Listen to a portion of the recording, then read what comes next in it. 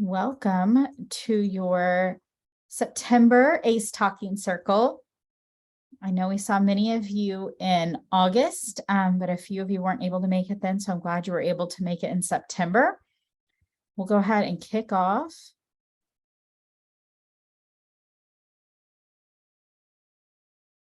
And my speakers are being very bizarre today, so I think you're going to get the live version of the disclaimer. So this presentation was produced under U.S. Department of Education contract number GS 00F115CA with Synergy Enterprise, Inc.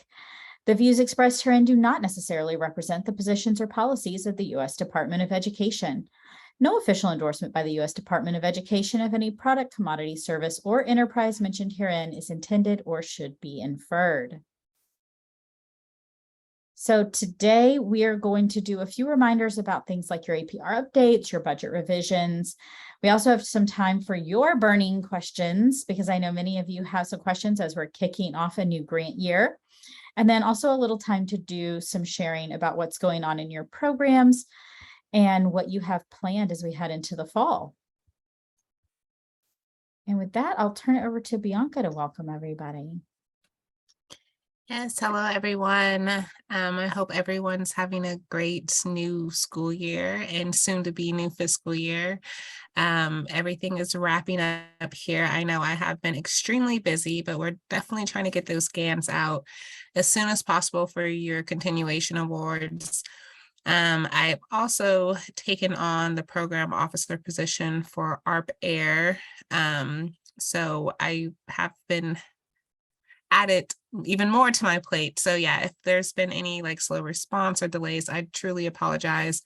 I am still here for you. I know some revisions, we tried not to do them this last month, but if you still have them and you need some last minute things before October happens, still send them my way.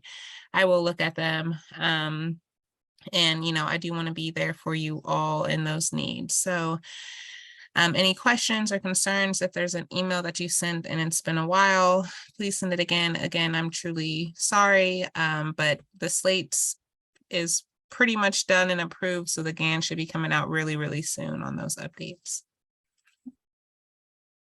All right, thanks, Bianca. So let's hop over into a few important reminders, important dates to have on your calendar. The first being APR updates. So if you reported 999 for some or all of your measures in Section A on your APR back in the spring, do you need to do an APR update? And I'll let you vote in the chat. If you were here in August, I expect you to get this right. Okay, I've got one resounding yes. Okay, here we go. Yes. If you reported anything as a 999, I need you to do your APR update. All right. What about, let's see. What if you realized I submitted a number, but it was wrong? I made a whoopsie on any of your measures in Section A. Should you be doing an APR update? All right. See, now you're warmed up. Good, good. So yes, if you made a whoopsie, time to submit an APR update. This is your chance to get that corrected. Otherwise, that incorrect information is your official report. What about if all your information was correct and complete? You didn't put 999 anywhere. You've looked at it. It's all correct. Do you need an APR update? No, exactly. You're done. You can just relax and move on with your day. If you are unsure which of these applies to you, please reach out. We would much rather you ask and we can look at it with you and decide if you need to do an APR update than for you to just guess and then maybe not submit one when you needed to. So if you are submitting an APR update, it is due October 27th. And I will be sending out a calendar reminder for that because folks said that that was pretty helpful for the APR in the spring. So I'll go ahead and send those out again this year. So if you reported that 999 or any incorrect info, you are going to do an APR update and you're going to email it to oie@sceiservices.com.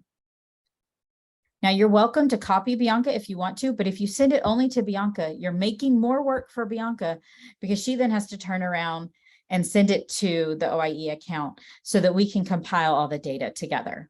So save her that hassle and email it directly to oie@seiservices.com. Remember, you need to update anything that's a 999. If you still do not have data for it, then at this point it's a 0, okay, which means no data available. Because if by the end of September, by the end of your current grant year, no data exists, it becomes that 0. We can't keep a 999 on the books. And then you'll see Alani has popped over in the chat box the form that you need for that, which is just your traditional Section A form. You do not have to put that in G5. So you do not have to log into your favorite computer system and try to upload it. You just complete it there in that Word document form and then email it over. We also encourage you that if information has significantly changed, or if you did not originally complete that Section C tool that we shared, definitely think about submitting that as well, because that's all information that is being compiled about your program too. So you want to make sure that that is available and accurate. All right. Now I saw we had a couple questions. So I resubmitted my updated APR for another grant and just made my changes and resubmitted the entire packet as a PDF. Is that okay? It was easier to update my changes by modifying the PDF. So I will say, yes, you're welcome to modify your PDF, but here's what we need to make sure everybody is doing. And this actually leads nicely into the next 2 slides. So you're going to be updating this form, just to remind you. And again, Alani's popped it in the chat for you. And this is what's important about that. So yeah, if you want to complete it on that new Word form, or if you want to submit it in your PDF, but you're updating the numeric data, that quantitative data, but you're also updating your explanation of progress. So just make sure that whichever method you're using, that you're submitting both updated numbers and updated narrative. Okay, so hopefully that handles that one. And then just to double check, we only correct the ones that have the 999, not the whole thing. Correct. So if you only submitted one as a 999, you're welcome to just submit that one update. Or if you only put incorrect data for one, you can just submit that one. That's completely fine. You don't have to just, repeat all the ones that you did complete and correct the first time around. Just update the ones that need updating. Yeah. But again, big piece here is to remember, look at your GEPRA and your project measures. Anything with 999 or incorrect data is what gets updated. And then this is another one that happened last year during the APR updates. We had a couple of people who were like, oh, this is my opportunity to add some new project objectives. No, it is not. So please do not include any new project objectives. The ones that you submitted in your year 1 APR, those are the ones you're stuck with. So we don't have to get creative on that component. You just update the ones that already exist. And then the final reminder being to definitely update that explanation of progress as well. Let's see. And then asking, is it okay to submit the entire Section A? Yeah. So it's fine. If you want to submit the whole thing, that's fine. But as far as what's required is to update the ones that are 999s and or that you realize you submitted incorrectly. Any other questions on that one?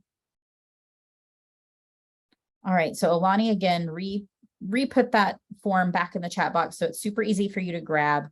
So you have that available. So then I'm going to move to everyone's other favorite fall activity. So, you have your pumpkin spice, you have your pumpkin that you get out for, if you do Halloween or not, you have your hay rides, you have all kinds of things that you may do in the fall. And of course, you have budget revisions, everyone's other favorite fall tradition. We'll see. I have a feeling I'm going to get some good comments for that one in the chat, but it could be your favorite fall tradition because it's setting up your budget for the year so you can spend your money. So the first thing to do when you're thinking about your new budget for year 3 is to check your GAN. So when you check your GAN, you're going to be pulling that out of G5. It does not come to you via email. It comes to you via G5. They're not there just yet. Like Bianca shared, they're still in the works. They should be there soon. We're going to pull it down out of G5, and we need you to check a couple of things. You're going to check and make sure that if you're the project director, you're who's listed on there. That if you have a level of effort, that it's correct. So if it says that you're devoting 50% of your time to the project, that you are. If that all matches up, and that your contact information is correct. Then you're going to look to your year 3 award amount. That's where you'll see if there were potentially any budget cuts. Because remember, the department doesn't go back and cut from previous funds. So any funds that you had remaining at the end of year 2, so when we get to September 30th, automatically roll over into year 3 as your carryover. However, if you've had any cuts, if the department has decided to make any cuts to your budget, you'll see that on your GAN in your year 3 award amount. Okay. And then double check your GAN in case there are any restrictions, in case you have potentially an audit due, or if you've been placed on quarterly reporting. Just check and make sure that there aren't any new restrictions on there that you need to be aware of. All right, then you'll start on your budget revision. So for your year 3 budget revision, everybody has to do one. I would say that's the key thing off the bat. All of you have to complete a year 3 budget revision and send it in by the due date. You'll see right here, November 17th. Can you turn it in early? Yes, but we must have it by November 17th. These you are going to email directly to Bianca. This budget revision is just for year 3, so it will include any year 2 carryover plus your year 3 grant award. You're going to use that budget revision form, and Olani has popped that in the chat for you. And keep in mind, again, that this still follows all the normal ACE budget rules about the 80-20 direct services project cost split. And I see a question about end dates for APR and budget revision. Do you mean due dates? I'm giving you a second. No, I was talking about the end dates as far as reporting. Oh, For APR, that would be, would that be the end of September? yeah. So for your APR, you're reporting on the full year 2. So that ends the end of September. So September 30 is what it goes from October 1, 2021 to September 30, 2022. And now your budget revision, though, that is for year 3. So you're doing a budget revision for October 1st, 2022 to September 30, 2023. And when you're working on that budget revision, also remember that you must update your service provider list. So that's, again, not that you have to turn in every contract that you have. It's just that list of all your service providers and what services they're providing. You can do that as part of your budget revision or as a separate list. And I'll show you how you can do it the 2 different ways. And remember that this should also be updated throughout the year as well. So if you want to do it as part of your budget revision, remember that in the budget spreadsheet, we have this tab, which is your per student cost tab. And I'm going to get out of the slide deck. I'm going to go into the actual form so you can see live exactly how that works. So if I pop into the form, I'll make it a little smaller to hopefully be as big as possible on your screen. So you have your per student cost tab and your implementation period budget tab. So if you want to just turn everything all in one little package, you can update your service provider list here because you're going to have to anyway, just for your budget to be complete. And you'll see I popped in a little reminder today to just highlight those providers that are new. So for example, let's say,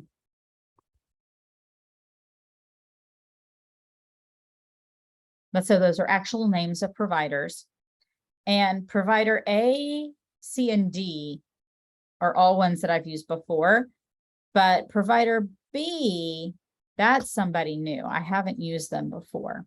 So I'm actually gonna go in and highlight them to indicate that they're a new service provider. And then, you know, continue completing your budget form as you normally would. And that will be your updated service provider list as well as your budget revision. Alternatively, you can just complete this as you normally would and send in a separate updated list of service providers.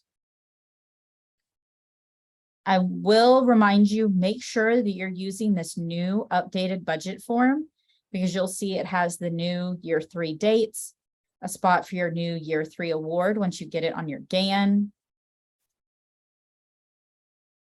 And it has all the year 3 things, as well as a few new reminders that I've popped in based on any questions that get asked commonly. Other than that, everything is the same as far as how you will complete your budget revision. And the only thing that is different is just a few new reminders popped in to try to help with completion of the document. When you're complete with this, then you will go and email it to Bianca. And that's how you submit that one. The other thing I wanted to remind everybody, just because it's a common question, when you want to add rows, because you have more than 2 personnel positions, or in particular, everybody has lots of contractual, you have 2 lines existing. If you highlight this top line, sometimes it keeps the formulas, sometimes not. It has a tendency to get a little wonky. But if instead you go to the second row for expenditures and highlight that, right click to insert, then you'll notice that this now is summing up all 3. So it's allowing you, now it can't put the word expenditure, it's not magical, but it still is continuing to total up to the top the way it should. So again, that's go to that bottom expenditure in each category and insert from there. All right, the other reminder I'll give you is that this does have the coloring built in to where if you're off on your percentages, because remember, we do have a 5% admin cap, a 15% cap on structural, 20% cap on project, and at least 80% in direct services. If any of your percentages exceed, or in this case are lower than what they are supposed to be, they will change colors, as well as if your existing budget and revised budget don't match, as in total, the same grand total, it will change colors as well. So if you see those different colors, it's because something is amiss in your budget and needs to be corrected before sending it in. Any questions on budget revision or the budget revision form?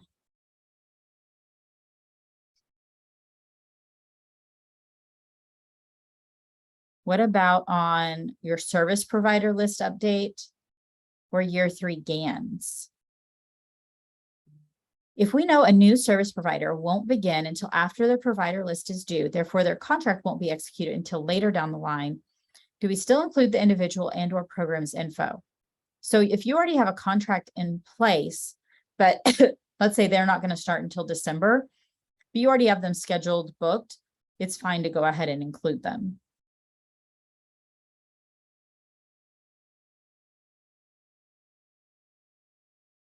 Any other questions on, will the GAN show the approved carryover amounts, or does that come from Bianca? Actually, neither. So your GAN will not show your carryover. It will only show your year 3 award. And so that is how much you've been approved for year 3. That is where you might see a cut potentially or might not. The carryover, just to clarify, because I see another question kind of the same thing. So let me get out of the screen so we can kind of see.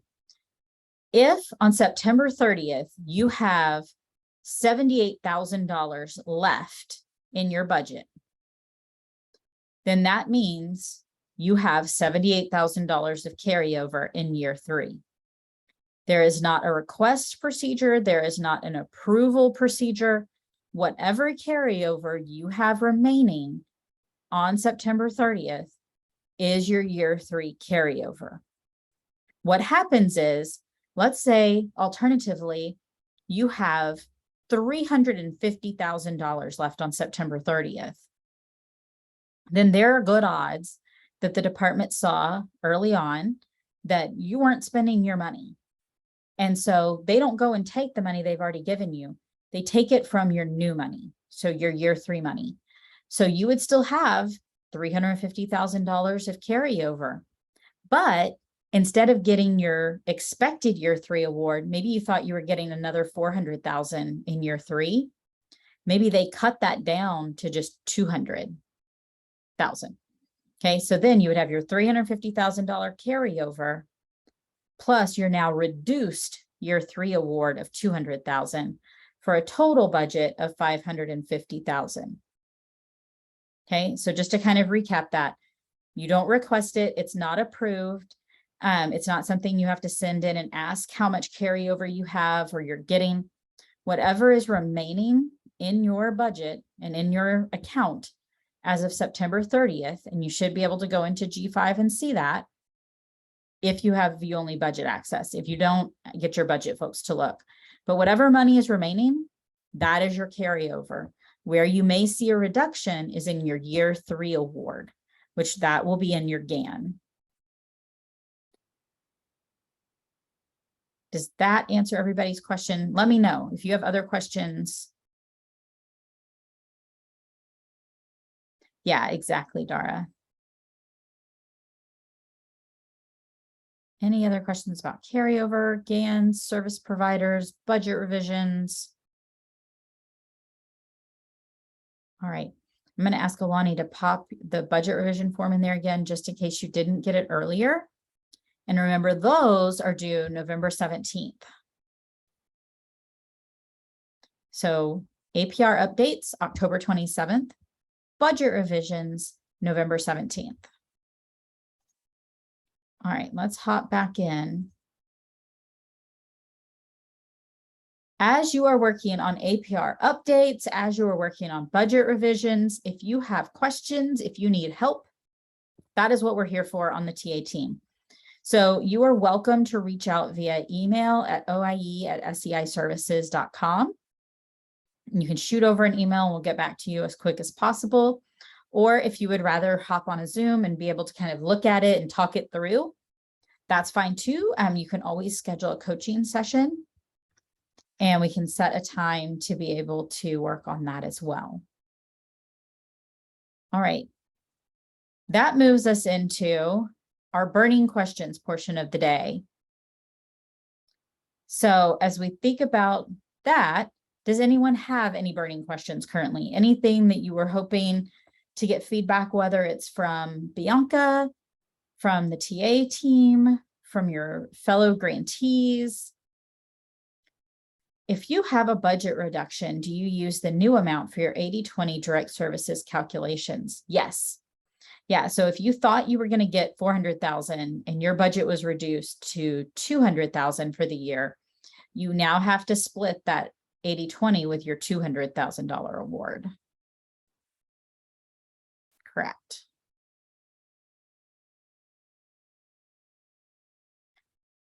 Yes, I can.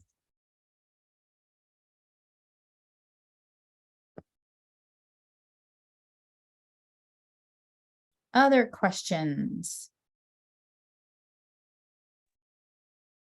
Hello, I have a question. Yeah. Thank you for the information. The reminders are really helpful. I have a question about service providers. Can their work be split as far as direct student services and then other costs such as administration or evaluation? So like you're they're contracting 85% direct services, but then they have 15% of other type of work they do with our project. So, I mean, they could, but you'd have to indicate that either in the contract or maybe do 2 contracts with them. Because you're going to contract with them for direct services to students, in which case all the funds have to be direct service funds and spent for direct service. So I would do that as a direct service contract. And then if you contract with them separately to also do some evaluation, that comes out of your project costs. Okay, I'm wondering because United Tribes Technical College, that's the institution from whom this grant is serviced, this project is serviced. And we have student success coaches working in our partner high schools. So the success coaches are considered direct service providers, but they're also UTTC employees. And where we've come into some questions are professional development opportunities. So if they're 100% direct student services, we would have no funds to provide PD for them, right? Like building the capacity of service providers. I suppose it can be viewed that way, but if their work is split, would we then be able to pull from the PD funds, even though they're very minimal, and provide some of those opportunities? So are you spending ACE funds on the professional development? That's what I'm asking, if that would be Okay. allowable within the parameters of how those funds can be used. Well, and Bianca may have a better kind of way of explaining this, but typically, since they are service providers, you wouldn't be able to provide professional development that's going to really impact their direct services if they are also doing the administrative side and you're getting them professional development to help with the administrative side. That's potentially allowable.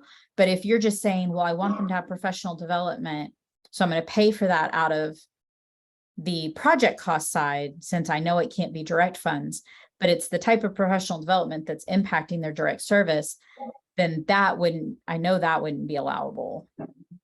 Okay. I know professional development on this one is pretty limited as far as how it, when it's able to be done. Right. Are there any good examples of PD that would be allowable?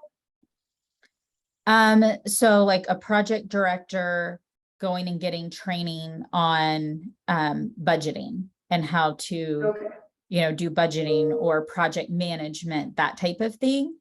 That would be something that would be allowable. Okay, I get it. Thank you. Yeah, no worries. Yeah, it's a good question. All right, let's see. The process to obtain view-only access to finance information in G5. So let me get you the form that you can complete. Let's see.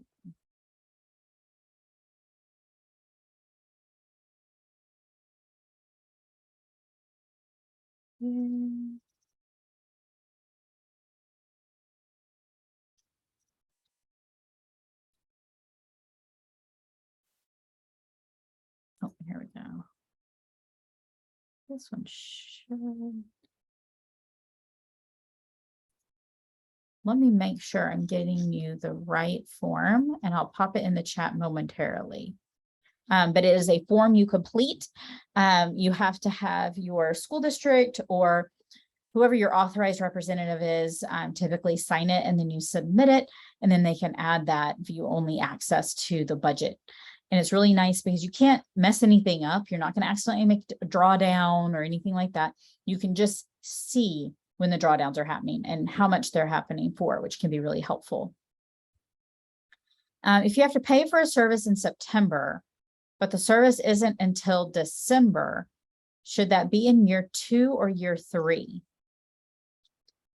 So we need to pay in September for something we're not getting until December.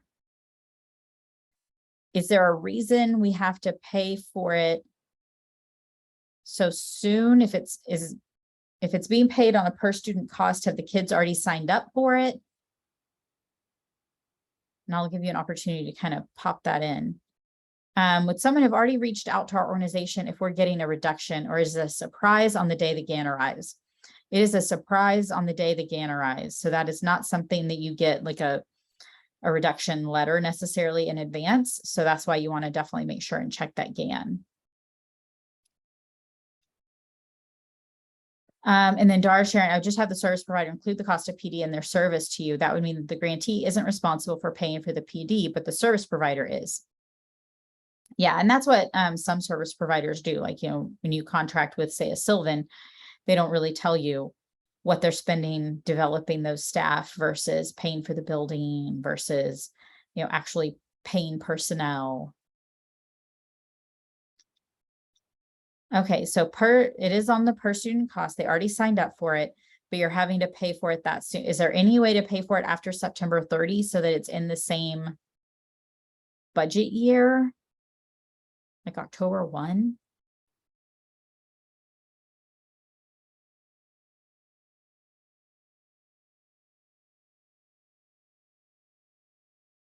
Yeah, so, and I get that they are requiring prepayment for, to guarantee student attendance. I will say, that is a little bit of a double-edged sword because if the students don't actually participate, but yeah, truly we shouldn't be spending year 3 funds until October 1st. So, if the service isn't until December, if they could at least give you till October 1st to make that payment. Because truly we're not really supposed to spend those year 3 funds for year 3 services until year 3 starts on October 1st.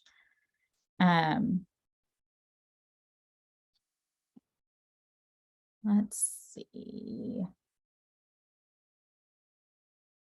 Okay, and then a service that starts in September but doesn't finish until December. Do we pay for that in year 2 or year 3?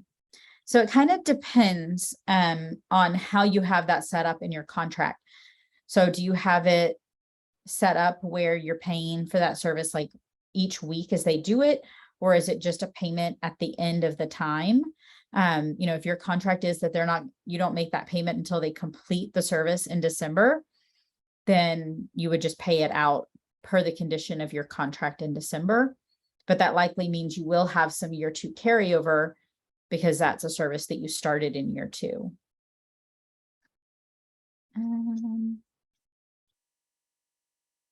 And John pointing out, yeah, that sometimes providers are willing to give you credit for another student if someone doesn't attend.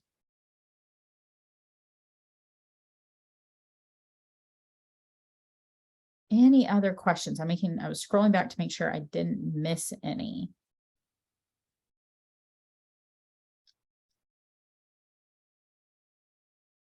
Okay. Yeah, but very good questions. Definitely ones that come up. There are some tricky bits there. All right. Well, if you have other questions or you think of some as we're kind of discussing, feel free to pop those in or unmute and ask. Oh, the G5 question, the financial info. Yeah, I'm getting you the form. I'm going to pop it in the chat here in just 1 second for y'all to be able to get the view only access. Yeah, no problem.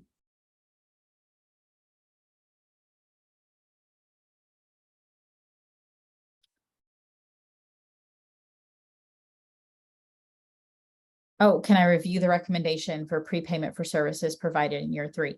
So, like I said, ideally, we're going to wait and pay for that on October 1st because it's not a year 2 service. So, a little challenging to pay for that in a different year. But that would still be in advance if the service is not until December. But again, being careful that there are ways for you to recoup that if kids don't actually end up participating in that service since you've already paid for it. What about if you have a service that you're offering? I'm guessing you're asking if you're offering it in October and they want prepayment. I mean, really the same thing would apply, that we can't really be spending. You could obligate those funds, but we can't really spend year 3 funds until we're in year 3. Now, like the one that we looked at earlier that Paya was asking about is, that starts in September. So it's starting in year 2 and then going into year 3. So that's a little bit different. But if it's a service that's not starting until year 3, we really shouldn't pay for it until year 3. And I know those are the dilemmas of having a weird fiscal year as well.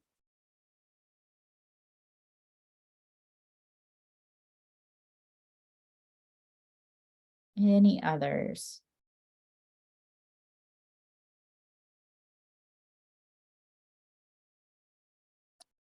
A continue. Yeah, I mean, again, if it's something that they are starting in year 2 and then continuing on, that's going to be different as far as continuing to make payment.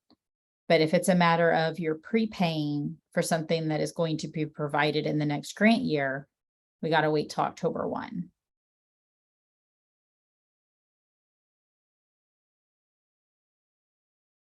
All right. I'm going to move us to our next kind of think about. Like I said, if you have other questions, pop those in the chat. We have plenty of time for other burning questions today. But we wanted to do a little sharing in general about what's going on in your programs as we kick off the new year, but also around your service categories. So all of you have a minimum of 1 year implementing under your belt now. Some of you have just a year because you did a full planning year, and then some of you have almost 2 years of implementation going. And so we want to, be able to share a bit more about what are the types of services that you've been offering, which have been successful, maybe surprisingly successful, which have not really been that successful, maybe also surprisingly not as successful as you thought they would be. So as we start that,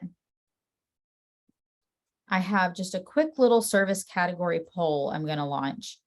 It's in 2 questions because Zoom only lets me have 10 answer choices and you have 12 categories. So if you can answer both questions, and you're just marking any of the service categories that you offer or have offered. Maybe you offered it in the summer, but you're not right this moment, but either you offer or have offered. And you can pick as many as apply.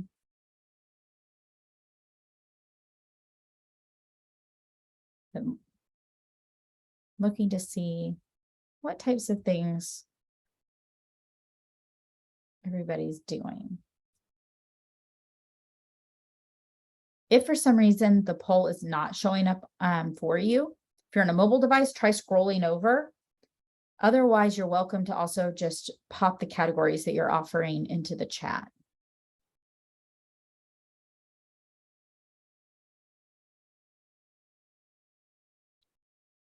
Not surprisingly, a lot of us offering educational services, meeting unique cultural and educational needs.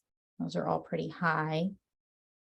Higher ed and career exploration are pretty high.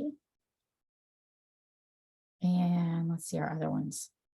Guidance, counseling, and testing, and innovative programs. I think those are definitely the highest yet. So far, we don't have anybody offering family literacy services, nobody offering high quality professional development. Really, because you can't.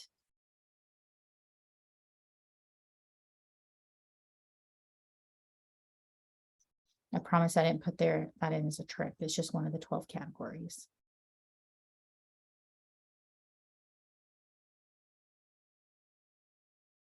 All right, I'm going to give you about 30 more seconds because we still have quite a few people who have not voted, but I know you're offering some services.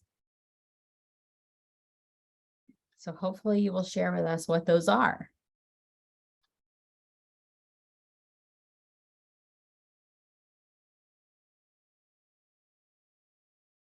All right.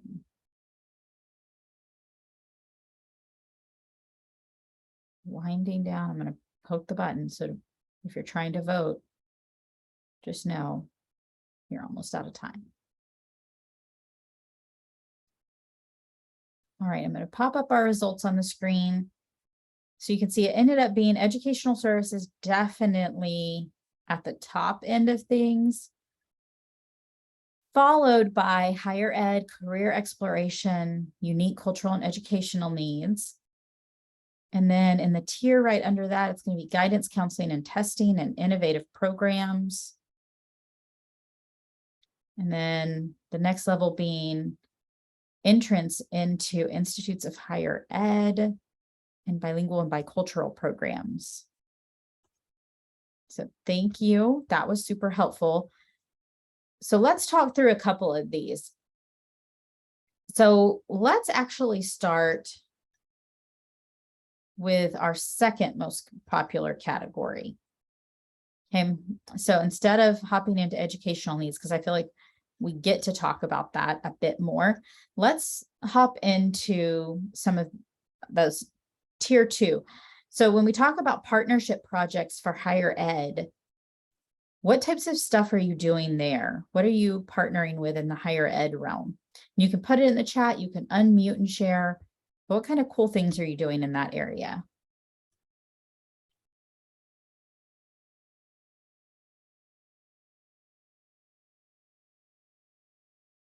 There's at least 15 of you doing something. Let's see. So Kayla sharing, they offered a dual credit tribal arts course this past summer. See, that sounds neat.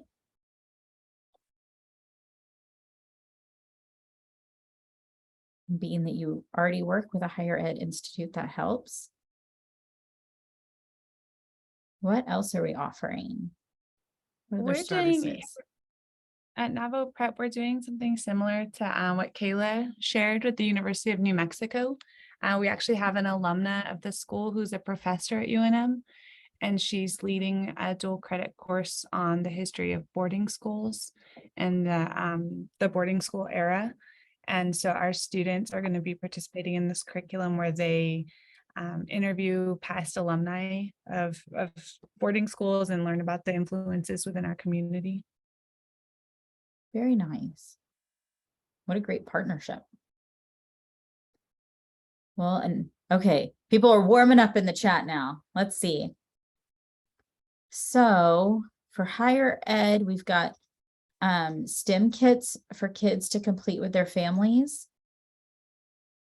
a 3-day college experience, a 5th grade STEM Ready Camp, a week-long residential program with University of Alaska Anchorage, Alaska Native Science and Engineering program, college day, college tours, camps held on the campus, and university staff providing sessions during camp.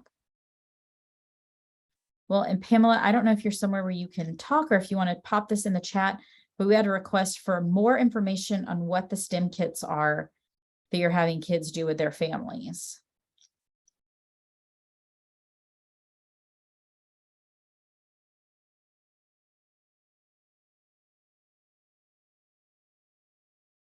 Absolutely, yeah. Doug, she says you have all the info. That's pretty funny. I was wondering how she was going to farm that over. Nice job, Pamela. Well, as Sarah let off, I don't want to plug for any service or vendor or anything else that fits in. So but there were a wide array of STEM resource kits that we access through school specialty, so that students had more of an extended access to STEM resources outside of delivery going on to village schools. So effectively, we have a team of 4 itinerant teachers that are traveling throughout the Bering Strait region of northwestern Alaska, delivering on-site STEM programming after school and in the summertime. And then there is an on-site engineering's elementary liaison that we call them, a STEM liaison on site that continues with additional STEM programming while the teachers continue on to other sites. So a void that was there was what exists in between the STEM itinerant teachers traveling out and then the on-site programming. So that was a series of STEM kits that follow different units that are being delivered, so that students have these extension resources to continue home, to work with, to engage, to want to explore more STEM as the programs come back around. I hope that explained it. That did. I just have a quick follow-up question. So this sounds more like a blended style STEM program where they have in person and then they complete after. Is that correct? Yeah, and blended and unique across 2 different school district partners that we're working with known public schools here locally, and then the 15 BSSD Bering Strait School District, I'm sorry, villages to find a fit that is there as a supplemental service in addition to what's provided during the daily curriculum with the schools, which we don't do. We don't have a hand in that. So these are additional services. Okay, because I was looking for something similar. I just seen all sorts of different kits. I've had families ask about it. My issue is I just have families across the country. And the way our grant was written, it says we're going to be reaching out to all these students, and it's just not centrally located for me. So I just can't work with, you know, a couple school districts. I have to work with hundreds of school districts. So I didn't know if you had a native owned business that was providing kits, or if anyone knows about those. If so, email me, please. I would love to see about some of those opportunities. So thank you. Yeah, no, I think a greater challenge you have, Ryan, with the outreach across the country, whereas we have a geographic region. We've selected kits that are of relevance. So for example, it's a very windy region, the Bering Straits region. So anything in wind energy, you know, is applicable. There's been some oil response stuff. There's some electrical engineering that really connects with like Northern Lights, which is something that we see a lot of, you know, in this region. There's some things that have to do with avalanche protection systems, insulated housing. So all of those things that have regional and cultural relevance are the things that we're leaning on to engage students. But yeah, sorry, I wish I had a little more to give you. That's a wide scope you have there, Ryan. Well, yeah, and it brings up a good point though, that if you have service providers that work outside of your specific region, you know, if they're national, if they're maybe virtual, or someone who has great kits, you're welcome to share that information with each other, whether it's through talking circles, talking outside of this. You can post it on the Padlet to share out, you know, oh, I have this great resource that might be of benefit to other programs. Definitely share that info. And then we had a few more sharing in the chat. Dual enrollment with a local college, running start, helping them get into paraprofessional classes, roundtable discussion with Indigenous higher ed professionals, career prep camps on community college campus, providing navigation services to parents and students who are enrolling in dual enrollment classes, mentoring and dual credit, CNA courses. So yeah, lots of great higher ed stuff. And then we had a question. So for those doing the college tours and visits, would the grantee be the service provider, or would the college be the service provider? And I'll let y'all kind of chime in as far as how you do it in your specific programs. I would say my recommendation would be typically you would be the service provider, because you're probably having to provide staff to chaperone, a bus to get there, and all of that. And typically the colleges don't charge anything for a college visit. If the college was providing all that or charging something, you know, they might be the service provider. But if you're incurring all the costs in order to pull off the college tour or the college visit, then typically you would be that service provider for that particular one.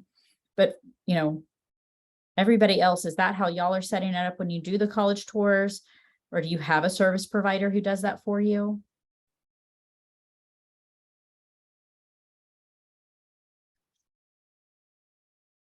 Yeah, so Kayla sharing, they've been their own service provider for all their college visits. Yeah. Yeah, and Rita echoed, yeah, that for her, it's the same. And John, yeah, I'm curious, what is the 3-day college experience? Well, there's a Louisiana State University, Alexandria, which is about 30 miles away.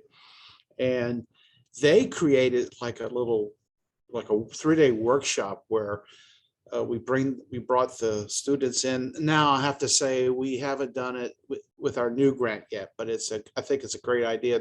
We bring in a group of students, and they have representatives from all their various colleges or disciplines come in and talk to them about curriculums in certain fields of the degrees, associate degrees, full degrees, bachelor's, BSs and so forth. So I think it's a little bit more involved than a college tour. Sometimes a college tour, they kind of rush you through, and there's not a lot of time to really dig deep into what the experience is about. But in this type of model, they bring them to all over the campus, explain how everything works, and in addition to having these department people come in and talk to them. So I like that model, and it's something that we're going to try to do again.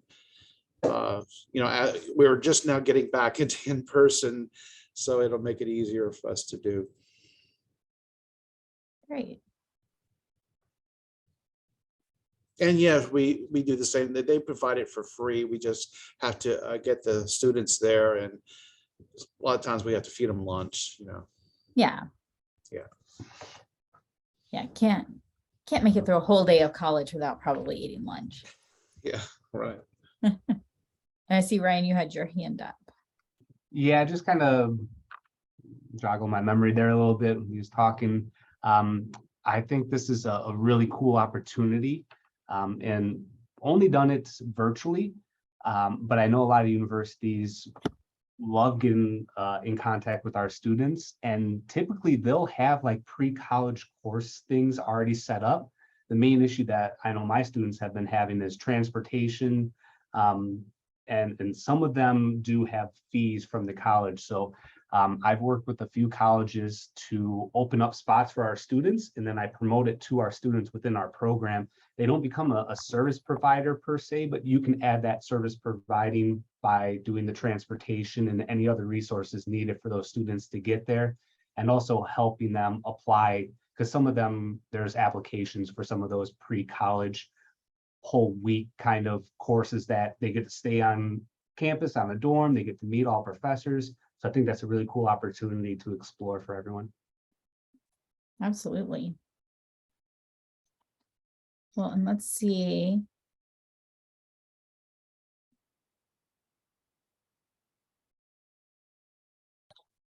I saw Jessica was saying, yeah, that she thought it would be super helpful if everybody could share suggestions, programs, examples on college and career readiness on the Padlet. So Alani popped right in that Padlet link. And then we also have, so UAF, UAA, and Fort Lewis College have transition programs for the first year for freshmen that are pretty cool. Same issue, just have to cover transportation costs. This is Sean at Stone Child. So me and student services and my team, we have scholarship nights. We bring in the financial aid lady and make sure all our seniors are getting their financial aid ready and they're meeting scholarship deadlines. And we have scholarship week in Montana. I don't know if there's anyone else in Montana, but we're bringing in people like natives that graduated with a 4-year master's degree in talking to the seniors. That's so they see us and they know we're here. It's working pretty well. I mean, it's our goal, to continue to make sure our seniors are ready for that transition, and that we just assume we're doing it now, and so we go in and the kids, we help the kids out a lot. Yeah. So that brings a lot of them back to Stone Child too, so they see us and they know that point of contact. Great. We'll see, once we got going, we're definitely doing lots of stuff. So let's kind of change over to one of our others that was pretty high, which is unique cultural and educational needs. So basically everybody picked that you're doing educational services, but what are you doing that would be a unique cultural and meeting unique cultural and educational needs? And I'll tell you, the description is activities that recognize and support the unique cultural and educational needs of Indian children and youth and incorporate traditional leaders. So what types of stuff are you doing kind of within that realm? I'll go real quick for Stone Child, and then I'll get to enjoy everybody else's closed chairs. We did a couple things with elders. Before we set up some teepees before our powwow, our big powwow, and we brought elders in and they shared some cultural information with the kids, traditional information. So that was we helped put those up for a couple days, brought the elders in. And then we helped with a kids powwow. So we helped the families and the kids transition to the big one. That was really fun. We made it into the paper, our local paper. So that was some good news. And we worked as a we also worked with some other entities, and we had a walk honoring the elders. So that with kids, and we had a good show up. A lot of people showed up for that, and it was real positive. It was really good feel. So and I'll let someone else go. Thanks, Shanna.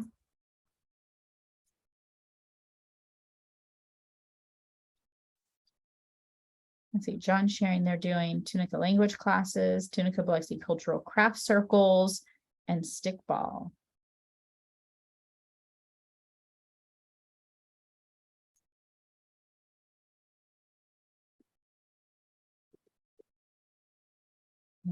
I know, again, 15 folks at least admitted they were doing something in this realm.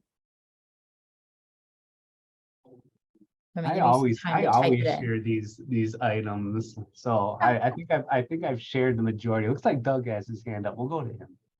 Oh, there we go. Well, don't worry, we can always circle back. But Doug, take it away. Yeah, Ryan, nice job. Sarah, do you have him on the payroll over there, of like having his eye if on only. everything? And We could use more folks on the team, but we just pay him in, praise at talking circles. Yeah, well, it very clearly works. So yeah, well, I'll add on this end with our high school training. We have a course with native arts combined with business, marketing, and entrepreneurship education. So a native artist will come in that could be bone carving is one, traditional cussbuck sewing is another. So this strand actually beginning with junior high students, getting a little bit exposure to it, but it's blending that native artist and exposing students to skilled artisans who've spent a lifetime of doing to showing students that there's a means, even in a remote location like northwestern Alaska, of taking the resources and the resources from animals, plants and whatnot to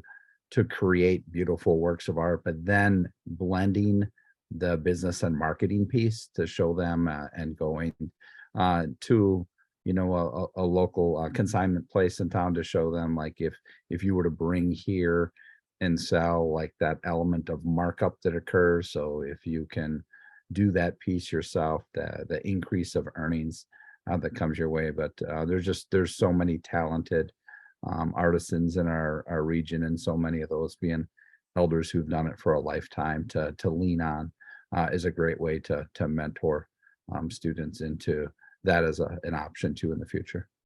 Yeah. No, that sounds like a great program. Well, we got a few more over in the chat, so I'm going to share those. So we've got took a group of students to the Red Earth Festival, workshops with Native American artists, cooking demonstrations, held a 7-day tour of cultural sites of significance across North Dakota this past summer, and partner schools agreed to allow us to offer the tour for high school credit. That's neat. One way that we responded to educational need was by using ACE to start a summer school program so that students could recover credits and graduate on time. This was a direct response to COVID-19, as we had never had credit recovery at the school before.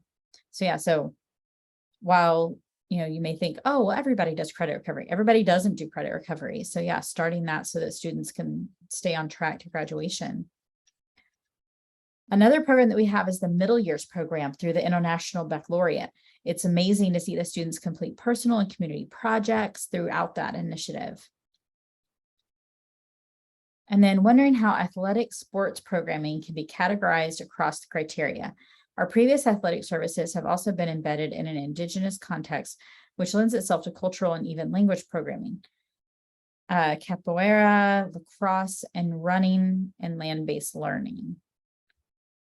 So yeah, I think it just depends on how it is being approached. So yeah, if it's being kind of approached as a unique cultural program, kind of looking across, or potentially even like under innovative programs, depending upon what it is you're offering.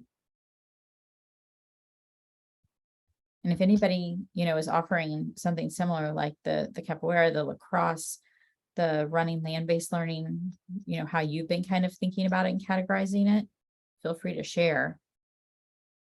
Also, we have service providers that offer cultural arts classes such as stickball, regalia making, reconnecting with the past, and elder spotlights.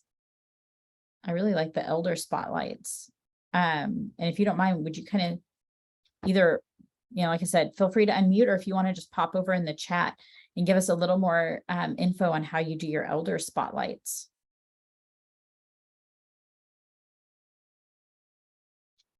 Let's see. We've done kayaking trips along ancestral sites, as well as redwood dugout canoe building. And then GED.com has a program called GED Options. It allows students to take an official GED content test area to recover high school credits. School districts have to approve of this program, of course, but the 2014 GED test is way more rigorous than the past tests. Good tip. So definitely something to think about if you're working with those high school students. Service providers for BB, boxing, and skiing. Oh, Courtney, your speaker isn't working. I'm sorry. Yeah, feel free to type it in the chat if you don't mind kind of sharing a little bit more about what the elder spotlights are. And while you're doing that, I'll kind of take us to our other one here that was pretty high. And that one, let's see, making sure I'm getting it right, are partnership projects for career exploration. So what types of things are you doing in the career exploration realm? And in that kind of same vein, I know we talked about you wanted to share on the Padlet, and it was pointed out that we didn't have a specific spot. So I started a little column for service and service provider ideas and examples. And then a little area for college and career readiness, but also know that, in between talking circles, if there's something that you want to start a conversation about on there, that is y'all's Padlet as the ACE grantees. So you're always welcome to start a new topic. Feel free, but I did pop that one in there for you. So yeah, college and career readiness. All right, I'll jump in because I think the one that we do is pretty cool. One of our partners actually brought it to us, and we're struggling figuring out how to get all these companies for students across the country to get career exploration and on-job site training. And we found out that a lot of our students just don't have an idea of who they are and what they want to do. And that's true for a lot of younger students. So the company that we partnered with actually has 4 assessments that the student does on personality, likes, which is cool because they get an assessment done on their personality. But then from that, there's 2,200 different career options, and they'll align them with those assessments. So then it'll give them a breakdown from their self-assessment on what careers would match some of the things that they had listed, which not only shows the career, but shows what they need to do to get into it, what kind of schooling, training, what kind of salary to expect. And then from there, they can continue to build that into a financial program that shows them budgeting in that career, paying off student loans, so on and so forth. Very cool.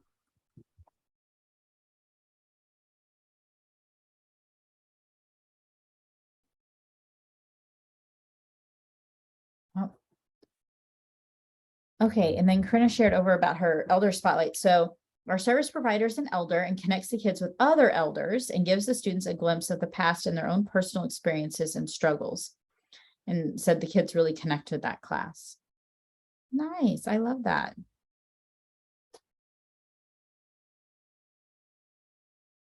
Yeah, I always just think it's helpful sharing some of these ideas,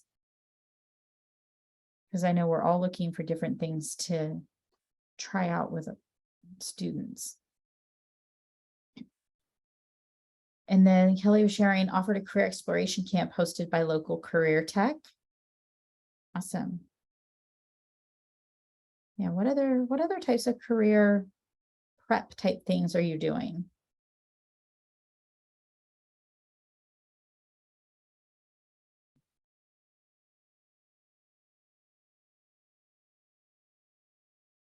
I'd like to give a little pause because I know some of you are trying to type.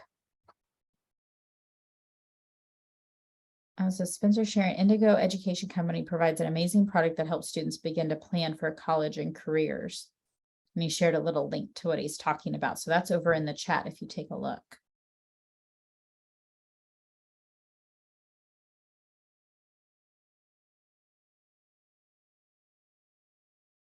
All right. Any other college and career? I feel like there's some untapped share out there, but we'll see.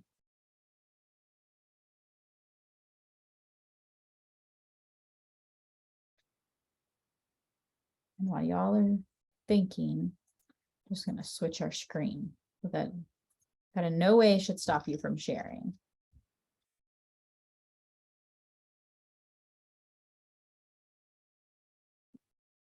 All right. So college, the career prep might have tamped us down momentarily. We're stuck a little, but so for our final discussion kind of point today, I'd love to know, are there any particular categories as we're looking at the ACE service categories that you would like more ideas in that realm? That you're like, I want to do more stuff in this area, but I just don't know what to do. If so, like I said, pop that in the chat, or you can feel free to unmute and, let us know. But I'm curious to know if there are any particular categories where you would like more ideas.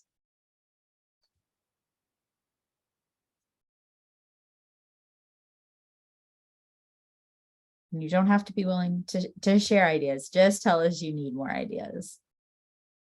I'll give you a minute to look them over.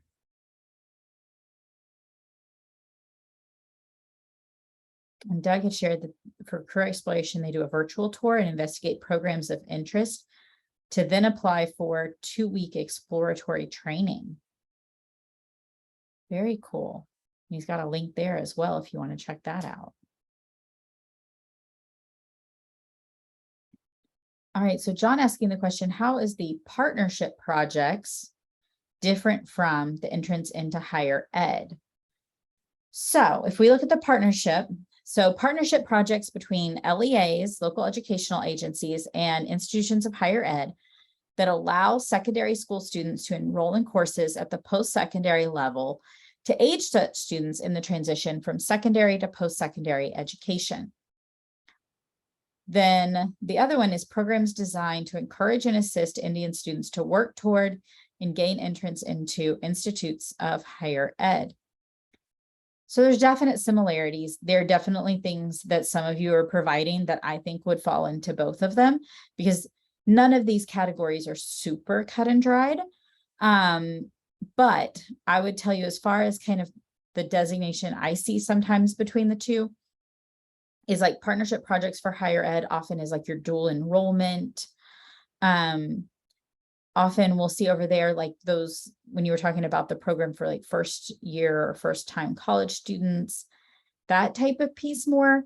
Whereas the entrance into, a lot of times we'll see, working on application fees or helping write the essays for entrance and helping them fill out the actual applications.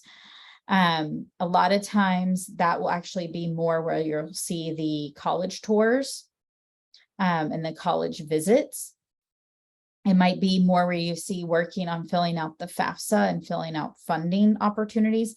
So really a little bit more focused on actually getting into higher ed.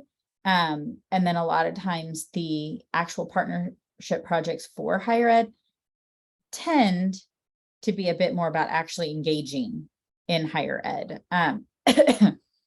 But like I said, definitely there are some things that could go in both. So it's not a super finite line there. Yeah. No, and happy to think about questions too, if you have questions about any of these. So it's looking like no one has any area that they need more ideas.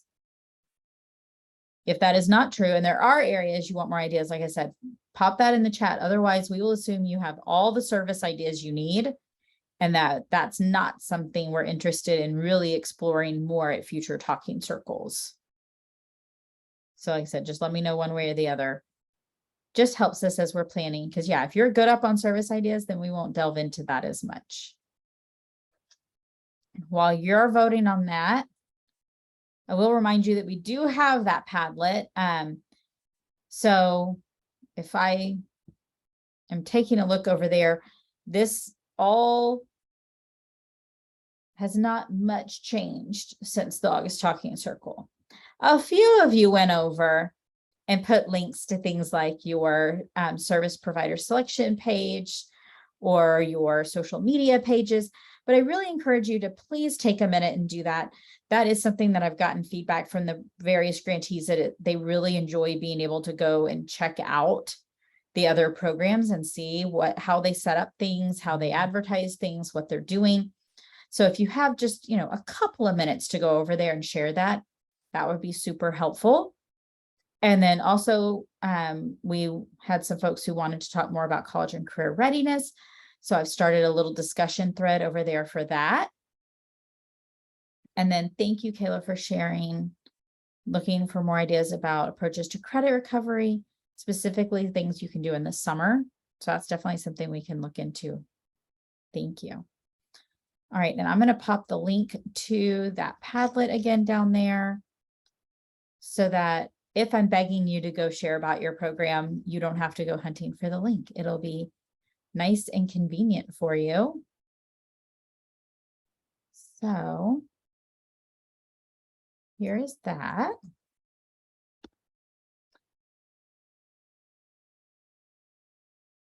Oh yeah, and Dara bringing up a good point that, being in a rural community, like many of you are, it's easy to get into that mindset of, who will the service provider even be, instead of what direct services do our students need.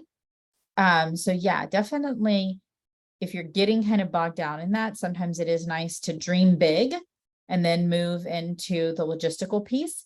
And that's something we can talk about too. If there's a service that you would love to offer to your students, but you don't have a service provider in your area, so you're really stuck about how to do that, share that, let us know, and we can always help you look for resources or brainstorm with the other grantees about ways that you might be able to provide that service to your students, even if you don't have someone with that expertise in your local community. And let's see, I'd love to hear about any services related to tech. So virtual reality, drones, coding, film and sound. Perfect, so we can look into that. Always helpful, because like I said, we want these times to be useful for you. So when we know the things that you're on the lookout for or trying to figure out, just helps us hone in on that. All right, feel free to keep sharing. I also want to remind you that we do have the grantee year-end survey out. We are in the last couple of days of that, and I'll be honest, the response rate, not good. We have not had a lot of people actually take the survey, even though it's super short. So I'm going to stop share to make it super easy for everyone to find the chat box and to find the link that I'm going to share with you, because we really need people to complete the survey. This is really our only annual means of getting feedback from all of you about how the technical assistance throughout the year has worked for you or hasn't worked for you.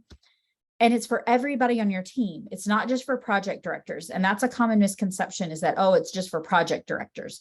No, any human that attended any technical assistance event over the last year is who we're asking to do it. So literally, even if you click on it right this moment, I'll tell you, it probably takes 3 minutes, 5 if you're chatty. It is so super easy to complete, but super helpful. So if you will do me the favor of completing that end of year survey, I would greatly appreciate it so that our response rate can raise above 12%, which is just really low. So greatly appreciating your assistance on that one. And then we had some good shares going over in the chat box that I want to make sure that everyone is seeing. So of course, right now you're overdoing the year-end survey, but while you're doing the year-end survey, let's look at some of these shares here. Oh, and I see, I'm pretty sure I did it. How do we know if we did it? I don't have a way to tell you if you did it because it's anonymous. You're welcome to do it again if you're not sure. Or once you click on it and you look at it, you may realize like, oh, I did it, or oh, I didn't do it. But I don't have a way to tell you if you did it or not because it's anonymous. But Kelly was sharing that they've been visiting with a group for several months trying to get drone awareness and certification opportunities. That is cool. And then Chris was sharing that the American Indian Film Institute has a tribal touring program where they teach students about filmmaking over a 2-week period.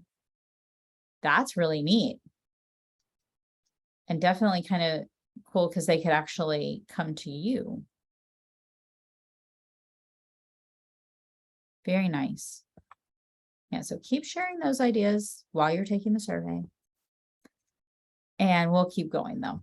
So, of course, you know, as we're nearing the end of our time together today, I'm happy to stay on and answer any questions you have, whether it's hearkening back to APR updates, budget revisions, or anything else going on in your program. But I know many of you may have other things immediately after this and need to hop. But just a couple of other reminders. If you have any new members of your team or folks who've left, if they've left, please let me know as soon as possible so that I don't keep sending them emails. And if you have new folks on your team, let me know. Send us their name, their role, and their email address. You can pop that in the chat here or just send it via email and we'll get them added to the email distribution list. That way everybody's getting the same calendar reminders and information. And then our next ACE Talking Circle is going to be in October, on October 13th from 3 to 4:30 Eastern. So our normal time slot, our normal week, this month was a little bit of an off month as far as timing, but back to normal in October on the 13th.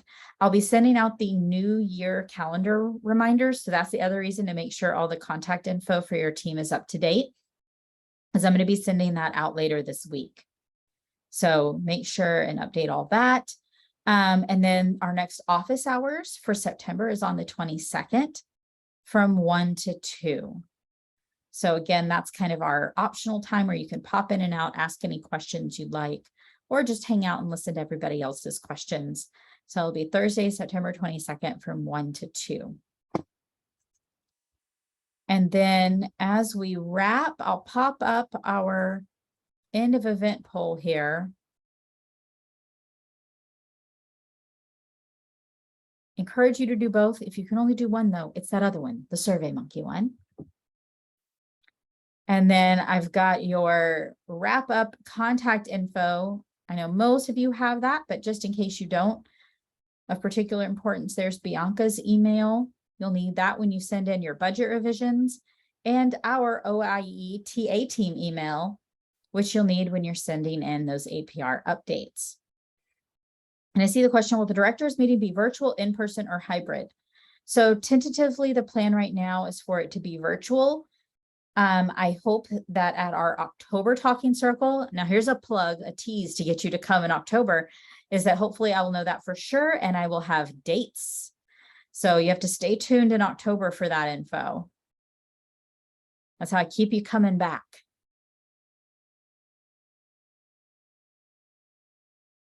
All right, well, that is all that we have for today. Like I said, if you have questions, comments, or anything you want to stay on and chat about, I will stay on with you, but otherwise have a wonderful rest of your day.